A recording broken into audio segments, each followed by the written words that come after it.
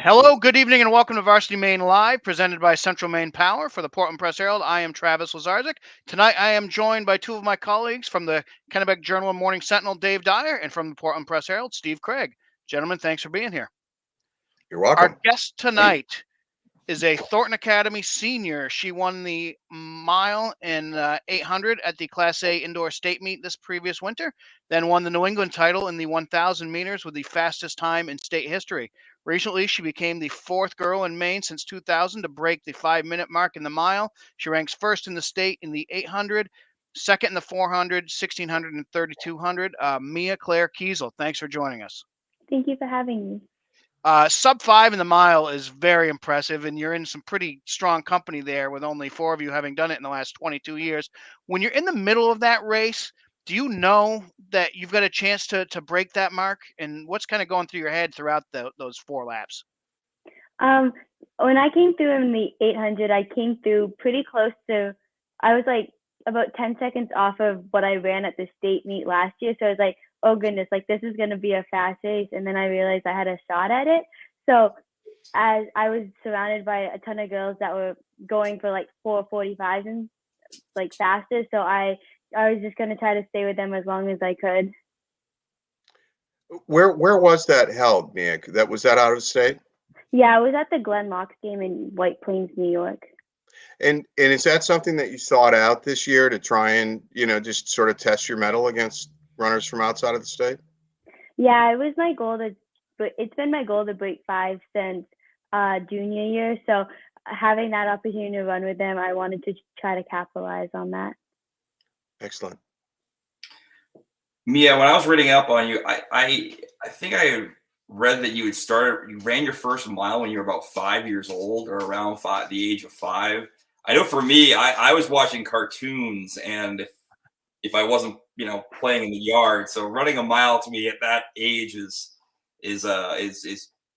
pretty crazy to think of. How did running all start for you, and how did it kind of start at such a young age? My parents had always recreationally run, and my grandfather, he's been a runner for most of his life. He's on the Boston Marathon. So it's kind of just running's been in like our family. So my parents are always just kind of like, do you want to come for a run with me? And then my brother and I, when we were in Disney once, we ran like the Disney mile. I know, it's just some fun run. And then it's kind of just been running since then. Excellent. Do you have a favorite event of those 4? Because those are all 4 really tough races. I can't imagine doing 3 of them in one day, which you do often. But which one do you kind of focus on? I would say the 800 is my favorite event. Why is that? I like how it's so tactical, because it's like it's either it's kind of a mix of distance runners and sprinters. Like you have the 400-meter runners running up, and then the distance runners kind of running down. So you have a mix of people either going like out hard and trying to hold on, and then there's a mix of people that kind of go out easier and try to finish strong. So it's every time you step on the line, you never know who's going to win, because it's just who comes with the best tactics at the end of the day. That's interesting that you say that. I was curious and it sounds like maybe the 800 is the event, but here, once we get to championship season, what's your plan in terms of the event that you're really trying to focus on, or a goal time that you're shooting for? I haven't really thought exactly about what I'm going to run at the state meet yet. I'm just trying to take it one meet at a time. But whatever event or events that I decide to run, I'm just going to go in at each event with the goal to run the best I can and hopefully come out with a state title. But if not, know that I'm going to be pushed to my max by the girls in Maine. Yeah, you have quite a good friendship group, don't you, within your competitors? Can you talk about that a little bit? So I started running soccer-based striders about 5 or 6 years old, and that's when I met Delaney Hessler from Bonnie Eagle. She was running for Gorham, like the Gorham Summer Track League, and like through middle school and high school, the friendship's grown through teams with Bonnie Eagle, Megan Randall when she used to be at Scarborough, but now at Bangor, even Sophie Matson and Carly Pierce from Falmouth. So just we've been running together since we've been so young. So it's just been great to kind of extend that friendship with them, and then be able to like form stronger friendships with Bonnie Eagle as well through Delaney with like Emmeline and Hannah and Addie, and just it's awesome that running, it's not just like I have my TA girls that I love, but we've also kind of branched out with everybody, and it's just the support you get from the running community in Maine is unmatched. It's like unmatched. It's amazing. I've always loved that about track and field. Just that sense. I get the sense that part of it is that everybody realizes how hard you have to work, especially if you're competing near the top, that you have great respect for each other. And that's one of my favorite aspects of track and field. Not really a question there, just a comment, I guess. Yeah, it's nice. It's like no matter how someone does, we're always like there to give each other a hug at the finish line, and it's just a great feeling. Well, I was going to kind of lead into my question because I was going to ask you about, it's one thing to run on a race day. You know, you've got your friends there, you've got fans there, you got that adrenaline that's going. Then there's the everyday grind, you know, getting your mileage in, doing what you need to do. Is that kind of the trick, is being able to just run with your friends? Does that help kind of like kill the time, or in this case, you know, probably your teammates every day? Does that kind of help get through the grind? Because I know, you know, for you it's fun, but for other people, distance running can sometimes, you know, it takes a special mindset, I feel like, to be able to do distance running like you do. Yeah, it's definitely fun for workouts. We always have our group, and it's, even though like sometimes we might do slightly different workouts, but we'll always start out together, and it's just fun because we're able to like kind of do the like the rest time together, and then just kind of cheering each other on at the start line, like, come on girls, like we only have 2 more to go, like this is it, or just kind of just having that, and then that kind of like the mutual suffering, like we're all exhausted, we all want to be done with this, but we still got 2 more, so let's finish it up. Excellent. Now, Mia-Claire, you're wearing the Navy hoodie. You're going to go to the Naval Academy next year. But probably more impressive than any of your feats in track and field, you were accepted to the 3 service academies. What put Navy over the top of West Point and the Air Force Academy? It was an incredibly difficult decision because I knew either like out of the 3 service academies, like they all offer me amazing opportunities, but Navy had always been my goal sophomore year, like ever since sophomore year. But once I started looking at the other academies, as I kind of mentioned, I could see myself there. But because I don't know, just like the way I felt on campus. When I walked onto Navy, like I could really see myself there. Like I felt like I was at home. And then I want to hopefully major in operations research with a minor in Chinese. And Navy was the only school that offered both of those. West Point and Air Force had similar majors, but not exactly what I wanted. So with like just kind of like the little details when it came down to, I found that Navy would fit me best. More generally, Mia-Claire, why the interest in the service academy? Where did that stem from? I love the pillars that they all stand for, like from the leadership to the integrity, the respect, hard work, determination, everything that they stand for. I'm excited to go because I know that I'm going to be pushed to my limits, and I want to serve my country. I mean, I have an incredibly great life, and it's from being able to live in this great country. So just to kind of give back to my country would be like is an incredible honor. What some people might not understand, and you know, obviously a lot of high school graduates enjoy the summer in between graduating, going to college. You've got your plebe summer that's coming up. You really don't. You're sacrificing, you know, fun basically to go and for your initiation into the service academy. Talk about that a little bit, if you would. And does it feel kind of daunting at all that you're going to be going over there soon and going through this process, which takes weeks, and as I understand it, is a bit of a grueling process? Yeah, so it's 6 weeks my induction day is June 30th, and then it's 6 weeks, and then I go right into the academic school year, and it's like a basic training. It's lots of like physical tests, mental. They work on your leadership. It's just kind of about forming like a camaraderie with your company and your class, and kind of getting you used to military life. Great. Well, you have a full summer ahead of you. You have a full next couple of weeks ahead of you with the SMMA race championship tomorrow, and then the state Class A meet a week from now. So, Mia-Claire Kezal, thanks for joining us tonight on Varsity Maine Live. Thank you so much for having me. Okay. Thank you. Thank you. We will move on now to Athletes of the Week. These are brought to you by Central Maine Power. Central Maine Power, we're committed to building a smarter, stronger, and more resilient grid. At CMP, we're Mainers invested in Maine. Learn more at cmpco.com. We'll start with George Catone from Kennebunk Tennis. The sophomore survived a tough semifinal against Falmouth freshman Sam Yoon before winning his second straight MPA singles state championship over Greeley senior Leaf Bottle, who was hobbled by muscle cramping and had to retire from the match. McKenna Riddlin from Buckfield Softball. She hit a triple and a double and drove in 4 runs in a 5-3 win over Winthrop on Monday. Blaine Cockburn from Freeport Baseball, the senior who will pitch for the University of Maine next year, did not allow any hits in the past week.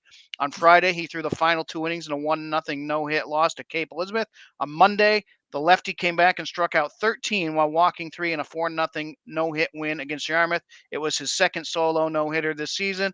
Steve, the no-hitters just keep coming here this spring, particularly in southern Maine. Yeah, and Blaine Coburn has been a big part of that, obviously. And the Greeley and Greeley and Blaine's team Freeport have combined for 7 now. But I asked his coach Steve Schuke to pass on some stats. Blaine's only allowed 1 run, and it came in his very first inning of his first start. He's now pitched, assuming that his first start was his first appearance, because he does come on in relief at times. He's pitched something like 34 innings without an earned run. He's only allowed 6 hits for the season, just that 1 run, 66 strikeouts, 0.2 ERA, 5-0 save. And impressively, this most recent no-hitter, which was a complete game, was against a very good Yarmouth team, so he had, and this is a team that knows how to compete, Yarmouth. And Blaine, it's according to the coach, just did everything well. And, sounds like UMaine's getting a good one. I remember seeing him as a freshman at St. Joe's when he came on in relief of his older brother to get a win that sent them to the state championship game. So the kid's been really doing it his entire career at Freeport. Congrats, Blaine. Keep it going. Sure, the University of Maine is excited for him to be coming up. So, Lexi Brent, York Track and Field. Brent posted the fastest time in the state this year in the 100 hurdles at 15.24 seconds and won the 200 and 400 in a meet against Old Orchard Beach, Wells, and Trape Academy. Mason Booker from Lisbon Baseball. He pitched a 6-inning no-hitter with 14 strikeouts against Mountain Valley on Monday. He also drove in a run for the Greyhounds. Lydia Gomez from Maine Central Institute Tennis, a native of Spain playing her second year at MCI. Gomez did not drop a set on her way to the MPA single state title. The senior triumphed over Brunswick sophomore Coco Meserve in a hard-fought championship match, 6-4, 6-3. Frank Morang from Chevers Track and Field. Morang moved to the top of the state rankings in the long jump with a mark of 22 feet, 3 inches in a meet against Noble and Massabesic. Mia Coots from Nokomis Softball. She struck out 20 in a perfect game while leading the Warriors to a 1-0 win over Herman on Tuesday. Trevor Phelps from Mount Abram Baseball. Phelps hit for the cycle, drove in 8 runs, and scored 4 times in a victory over Carebeck on Friday. He also pitched a scoreless inning of relief in the shutout victory. He followed that by pitching a 6-strikeout 1-hitter, as well as with a double, single, 2 runs, and 3 RBI in a win over Halldale on Monday. Charlotte Donovan from Biddeford Softball. She went 4 for 4 in a 12-6 win over Portland Tuesday, and then struck out 15 while driving in the only run in a 1-0 win over Massabesic Friday. Andrew Heffernan from South Portland Baseball, the junior right-hander, has yet to allow an earned run this season. He shut out Falmouth 7-0 Tuesday on a 4-hitter with 1 walk and 6 strikeouts. Will Durkee, Messalonskee boys lacrosse. Durkee scored 4 goals and dished out 5 assists in the Eagles' 12-7 win Friday against Brunswick. Dave, we'll get to the top 5 for boys lacrosse in a little bit, but Messalonskee is just kind of quietly hanging around the periphery of that, aren't they? They have, and I mean, they've traditionally been a fairly strong program to begin with, but they've just continued it this year. They're 10-1. Durkee's been one of their leading scorers. He's really been packing it on lately. He had 6 goals in a win over Koni recently. He had 5 goals in a really spirited game, crossover, Class BC crossover game with Oak Hill that I actually covered. It's a 15-12 win for Messalonskee. It's a really great game, and he had 5 goals in that one. This team's rolling along. There's getting some good competition along the way, but they have multiple scorers, not just Durkee, but Brady Doucette's a guy that can get a couple goals in there. Bryce Crowell. They got multiple scorers, multiple options. That certainly helps anytime they're taking the field. So they're ready to make a run, and they certainly seem to be a legitimate threat in the B playoffs. Okay, thank you. Ruby McMinnis, Wells girls lacrosse. She scored 20 seconds into overtime to lift Wells to an 8-7 win over upset-minded Lake Region. She had 3 goals in the game. Zach Johnston, Greeley baseball. We mentioned him earlier. The senior's a 6'4" lefty, and he's headed to Wake Forest. And he threw a perfect game with 16 strikeouts and a 9-0 win over Lake Region. It was his second no-hitter of the season. Brooke Jerry, Wyndham softball. Jerry threw her second no-hitter of the season and struck out 18 in a 3-0 win over Massabesic on Tuesday. Braden Ward, North Yarmouth Academy boys lacrosse. He's a junior attack. He scored his 4th goal of the game in overtime in the Panthers' 12-11 win against Oak Hill, Monmouth, Lisbon on Saturday. NYA is first and Oak Hill second in the Class C standings. And finally tonight, tip of the cap to Richmond baseball coach Ryan Gardner. He earned his 300th win today. Actually, he won games 299 and 300 with a doubleheader sweep over Forest Hill. So congratulations to Coach Gardner. And those are our athletes of the week.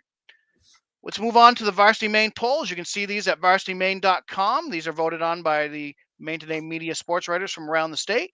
Starting with boys lacrosse, Thornton moves into first place with 5 first-place votes and 33 points, followed by Cape Elizabeth, who spent some time in the number 1 spot this season. They're at 26 points. South Portland picked up 2 first-place votes. They're at 23 points in third place, followed by Scarborough with 12 and Yarmouth with 5 points. Steve, the way we keep kind of flipping number 1 here in the boys lacrosse poll, it seemed like there's not much separating, Thornton, Cape Elizabeth, South Portland, Scarborough. They're all right in that mix. Absolutely. They're my top 4. I've changed them all around. Last week I had Cape 1. This week I went South Portland 1. Thornton's up to 2. They've beaten Cape.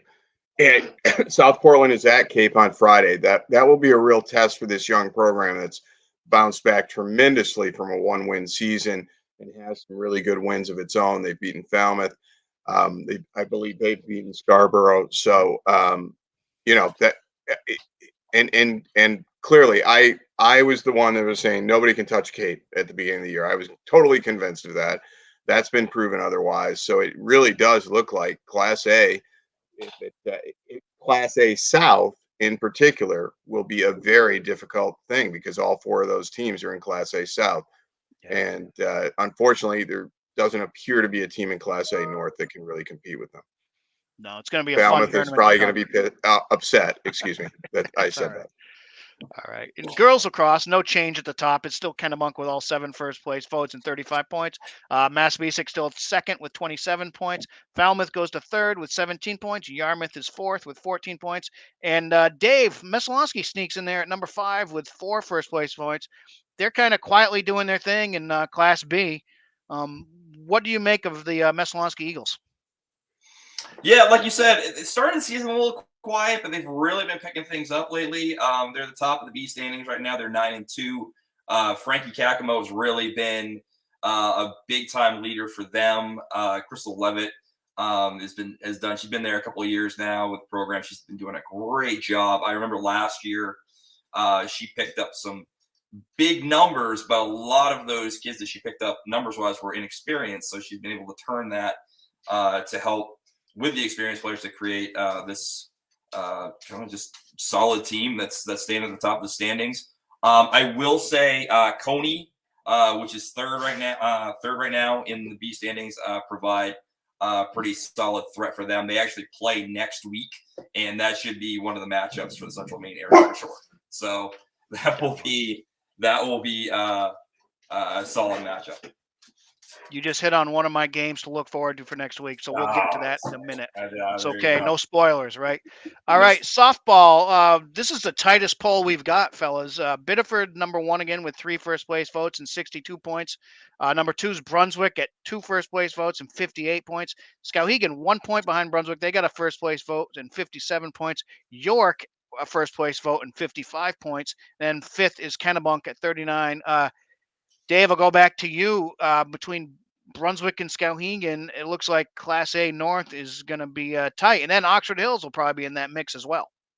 Yeah, no, you're absolutely right. It's Brunswick especially. Brunswick's been especially tough this year. They truly have, and I know they got the one loss to York there, but they're just beyond that. They're rolling along. Skowhegan, same deal. I mean, they've been pretty strong too. But like you said, Oxford Hills, it really could be a three-way battle there for the North when all is said and done. But some strong competition in that conference right now. Yeah, and I don't know much about them other than just looking at scores, but don't discount Hamden Academy at 11-3. True. You look at their three losses, they're to I believe Bangor, Skowhegan, and Oxford Hills. In each of those games they were shut out, but they hardly allowed any runs, and they're now up to 11-3. Obviously, they must have a good pitcher, and I wish I could give credit to that person. I don't know who it is, but in the playoffs, if you get to that 0-0 game and you're in the seventh inning, they don't discount them. They've just been in every game they've played this year. And then it feels like Class A South is more is just as wide open, but maybe and you didn't mention Wyndham in the top five. Right. They're right there. I think they're probably as good as any team. Biddeford probably deserves to be the number one pick in our poll. I think that's accurate. Kennebunk's had a great season. We mentioned how Massabesic, they dropped out of my poll, but when you're reading Athletes of the Week, again, they were shut out twice by narrow margins against good teams. Yeah, should be a great playoff. Oh, yeah, I'm looking forward to it. And then in Class B South, York seems to have put some distance between themselves and everyone else, but I think they just lost to Lake Region recently, right? Right. And that sounded like that was a great game. Our colleague Drew Bonifant covered that one. It was an extra inning loss for York. Their player almost made a tremendous play to rob somebody of an extra base hit, and unfortunately it tipped off her glove and went for a home run, which sent it to extra innings. In credit Lake Region, they played them tough twice because the other time York had to come back against them to get a win. Right. But York has two very good pitchers. I saw them earlier this week.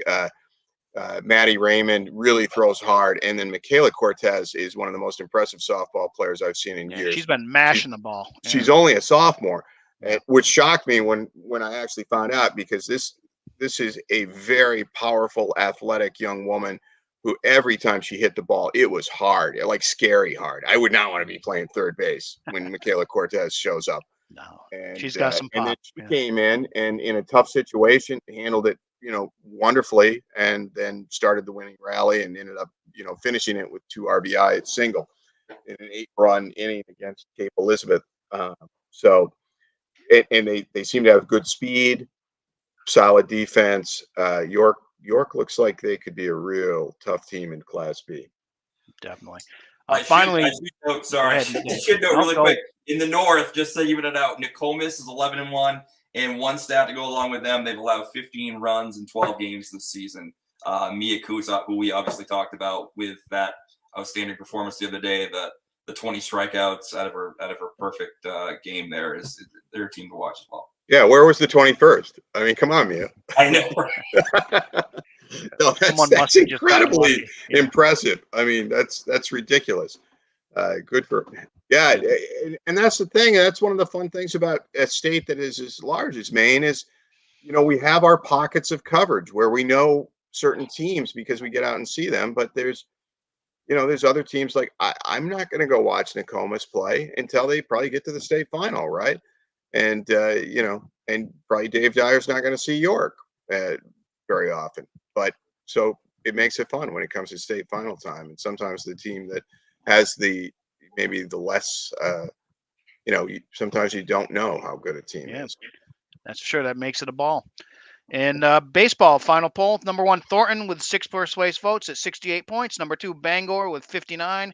Number 3, Greeley picking up a first place vote at 58, just 1 point behind Bangor. And then Oxford Hills at 4th with 44, and 1 point behind them at 5th, South Portland 43. Steve, just feels like everybody's got pitching in this top group of teams this year. So whichever pitcher's kind of on his game once we get to tournament time, is going to kind of be the team to make a run. Right. I mean, Thornton has two in Class A in Kopetsky and obviously Cody Bowker, who's right at the very top of the short list. Uh, but so does South Portland. The two guys that combined for the championship win last year are back, and they're still only juniors. And Andrew Heffernan has been ridiculous. I mean, all the no hitters we've seen, it's like I almost feel like, geez, Andrew. I mean, you should be on that list, because he's pitched one hitters. He blanked Falmouth earlier this week. He hasn't allowed an earned run. Bangor, Oxford Hills, they're always good, strong programs. They're going to be right there. And Greeley, maybe Greeley is the best team in the state, frankly. I mean, with Zach Johnson and they actually hit the ball, which a lot of teams obviously are not doing this year. And Greeley has an offense to go with it, but they've been the team that's kind of been snake bit a little bit in the Class B South playoffs the last few years. They might be like this year's South Portland. Can they get over the hump? Definitely.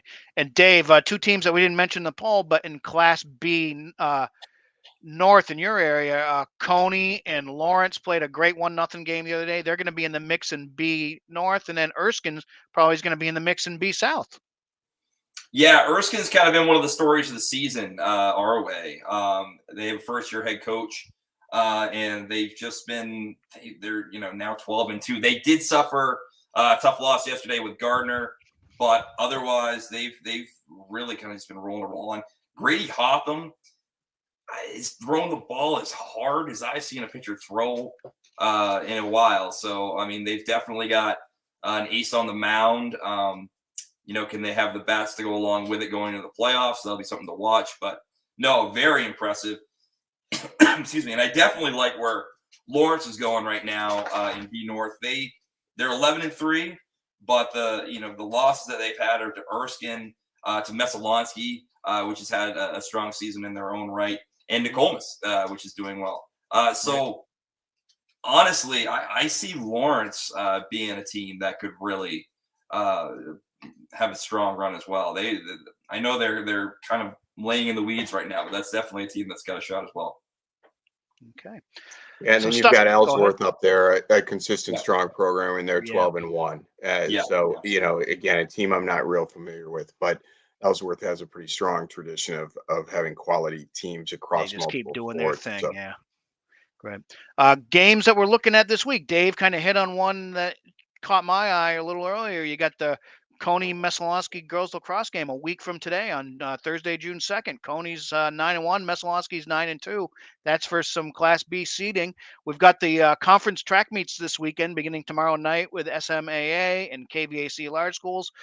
Steve, what's something that you're kind of looking forward to in the coming week as the season gets on from regular season to playoffs? Yeah, it's the start of these championships. I mean, I really enjoy covering track and field. I always have. I think it's because, one, you can talk to the athletes right after they're done with their event. You don't have to wait around for the coach to talk to them, which I love. But I just like that, it's just right there. You find, who wins. You see great drama usually. And so I'm going to cover the SMAA Southwesterns, I guess it's called traditionally, at Falmouth. It'll be a late night, but it should be a lot of fun. There's so many good athletes in that race. I mean, you've got Andrew Farr against Aiden Walcott in the boys sprints. Andrew Farr from Gorham, Walcott from Bonnie Eagle. They've competed against each other for years. Flaker from Scarborough, can he set some record? I wouldn't be shocked. Obviously, our guest, Mia-Claire Kezal, she's the top seed in the two events she's entered in. It's just loaded. Frank Morang, he's out there, pushing boundaries in the triple and the long jump. And I'll find somebody that I don't know about, I'm sure. Somebody that surprises me, and that'll be part of the fun too. Dave, how about you? Well, I'll be at the KVAC meets, and actually now, because due to possible inclement weather on Saturday, all three meets, large, medium, and small, will be tomorrow night. So I'll be doing medium and small at Koni High School in Augusta. The large meet will be held at Messalonskee in Oakland. I'm with Steve. I enjoy the track meets as well. It's a fun time. The atmosphere is great. Fans are pretty into it, and that's always fun. And track athletes are, even if they're most tired, you almost falling over after the track, they're happy to talk, especially after having a great event. So it's always fun. I think that'll be a big one for me. The lacrosse match between Koni and Messalonskee, the girls matchup, will definitely be a fun one as well. Great. Okay, thanks for watching Varsity Maine Live this week. As always, you can find the best high school sports coverage in Maine at varsitymaine.com. For Mia-Claire, for Steve, for Dave, I'm Travis. Thanks for joining us on Varsity Maine.